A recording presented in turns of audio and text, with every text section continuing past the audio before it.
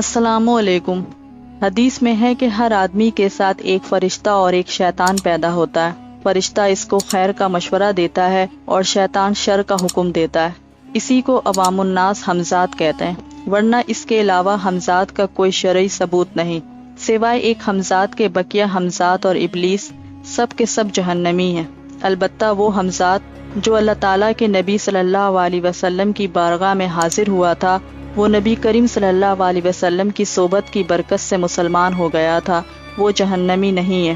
نبی کریم صلی اللہ علیہ وسلم فرماتے ہیں، دوسرے انبیاء اکرام پر دو باتوں پر مجھے فضیلت دی گئی، ایک یہ کہ میرا شیطان کافر تھا، اللہ نے مجھے اس پر مدد دی یہاں تک کہ وہ مسلمان ہو گیا۔ صحیح مسلم میں حضرت عبداللہ بن مسعود رضی اللہ تعالیٰ عنہ سے روایت ہے کہ نبی کریم صلی اللہ علیہ وسلم فرماتے ہیں کہ لوگوں، تم میں سے کوئی شخص نہیں کہ جس کے ساتھ ہمزاد جن اور ہمزاد فرشتہ نہ ہو۔ لوگوں نے عرض کیا، اے اللہ کے رسول صلی اللہ علیہ وسلم، کیا آپ کے ساتھ بھی ہے؟